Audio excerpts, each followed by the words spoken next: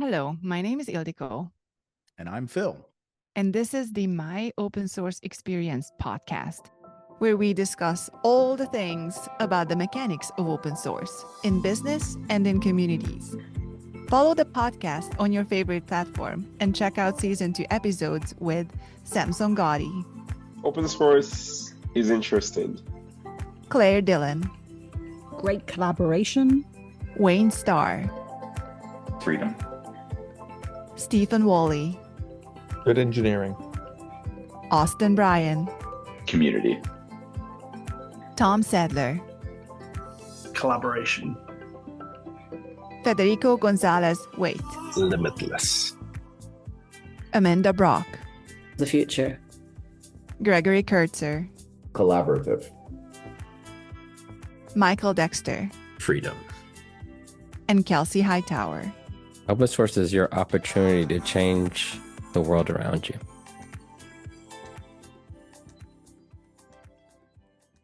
Tell us what you're doing now. Where are you spending your time currently?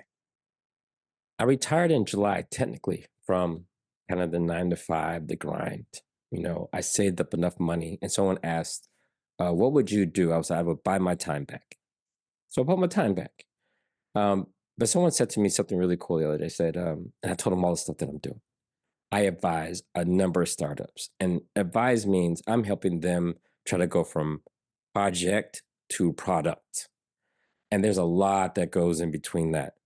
And what do you do with all of this experience? Do you just disappear, or do you share it?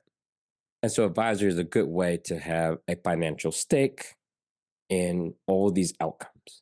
But I still like this part. And someone said to me, oh, so you're retired, but you're not tired. Like, you're right, I'm not tired. And so I just get to choose exactly what I work on and when and where I do it. So speaking is still a thing. People want to hear my opinion on things, so I share those. Some technology still has me interested. And so if I can help guide some of those companies behind these things, I love to keep doing those things. But the thing that I'm most excited about, and be honest with you all, is the homes we live in are built to sustain life. And there's so many subsystems. You have plumbing, electrical, AC, you have, you can cook, you have gas, you have all these things. And most people have no idea how any of this stuff works. It reminds me of my early days of software. I just have no idea how this works. I just know you click on that and something happens. And if it breaks, restart your computer. So I bought some bidets. This should have been a very simple project. It should be simple. What bidet do you want? You install the bidet and you sit down and you enjoy the bidet. That's it, simple. But I bought the best bidet. And you know how engineers go. Nothing simple. What is the world's best bidet? Toto. Why is it the best? Better than what? So you're 30 hours in now. And your wife is like, did you order the bidets? I can't just order any bidet. I got to make sure we're getting the latest and greatest bidet with all the right technology. And so I started reading the history of Toto, and they had this documentary about how they created the bidet, right? So I thought it was created in Japan. Turns out, no, it's some American company in a medical facility. So if you just had surgery and you can't wash down there or wipe down there, then you sit on a bidet. And the Japanese got it, and it's like, hey, we can make some improvements on this thing for the common person. Now, bidets go back in time. We're talking about like the electronic bidets. And so I'm like, wow, look at all this engineering they put into this and all these patents. And I'm like, okay, this is the best bidet, the team behind it, let's do it. And so then I get the bidet and I install it. But man, it doesn't look great on my toilet. We need new toilets that match the bidet. What's the best toilet? Here's Toto again. And I'm deep in the world of gallons per flush, state legislation about how many gallons per flush can you have. And I was like, oh. So my wife's like, are you going to swap out the toilet? It's like, yeah, how hard can it be? You go on YouTube, here's how to change out toilets. Something about a wax ring, something about a rough end, 10-inch versus 12-inch. And I'm studying all the things, and I go to the place and I buy 3 toilets. Because you can't just do one. gotta do. You bought Now, 3 mind you, bidets, so you got to yeah, buy 3 toilets. and mind You're, you, this you're is a committed. brand new house. We're the first people to live in it. It was built last year. There's no reason to change the toilet, but I had to. And so I learned all the things and I swapped it out. And you start going down this rabbit hole, and all the corollaries to like software engineering, it's the same. You can look at these walls. People are very afraid. Now, here's the thing. After I put in the toys in the bidet seats, it turns out it draws so much power that you need can't new plug circuits. in a 1400-watt bidet seat on the same circuit with your lights. You sit down and the lights start flickering. And then you start learning about 120 volts and 15 amps is not enough to run the lights and the bidet. So guess what you got to do? Guess what I got to do? I got to run 20 amp circuits to all 3 bathrooms. Right now, as we speak, there are holes in my garage from running Romex cable because I just couldn't have metal pipe. And so now I have new breakers, Romex cable. I don't even want to show you all the tools on my floor that you can't see. If I just tilt the camera 5 degrees, there's an endoscope with a camera on it so I can see through the walls. There's a jab saw. There's this code book about electricity.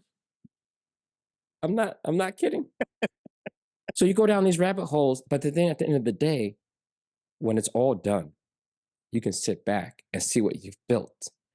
And the physical world is less forgiving than the software world because you make a bug or you do the wrong thing, you could be drilling into a water pipe or some electrical cable, and that patch and fix is a little bit different.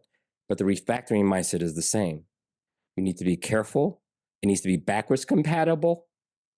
And you need to make it look better than when you started. And so taking this skill and this mindset and learning something new has been really, really interesting to me because I often saw myself in the technology game as a tradesperson. A lot of people say we're engineers or computer scientists, but if we're all being honest, the everyday of what we do is closer to a tradesman than it is something where it's just unbelievable research. It's like, stop it. You're gluing together libraries and passing data around. Like, let's just be honest with it. And it turns out those trades exist outside of our computers, and I decided to learn some more. So are you now working on the tutorial to share with the world how to build the best bidet for your home? I've done live tweets about running, and I did some Wi-Fi access points that mount to the ceiling. And I did some live tweets about me running the cable and drilling holes and measuring things out. So I still will share some of those things, hopefully to inspire other people that we should look beyond our computers for how we can change things in the world, including things at your local home. But I do think it helps me have better analogies when we're explaining these things because the software mature is very immature. People are just doing a lot of things by guessing. I love the fungibility of software, but having codes and standards like HTTP go a long way of making the world interoperable and predictable. When you start doing whatever you want, you lead into very nasty bugs, big security complications, and that stuff is dangerous. And I don't think a lot of people understand that software is very, very fragile. All the buffer overruns and all of these things, that stuff could have high consequences now that software is finding its way into all other aspects of life. And so when I think about that world, it's really helping me, honestly. If I was still into software development, I would be borrowing so many ideas and approaches to engineering that world has into this world. Yeah, it's always been that case. And software engineers are always, they sit somewhere between the tradesman and the artist, right? They perceive themselves that way because there's definitely a level of creativity, right? I mean, you can imagine it and then you can make it happen, and it's castles in the sky, right? Because you didn't need anybody else. That's the one really different thing between software and physical world. You typically need lots of physical things to be able to truly create in a physical world.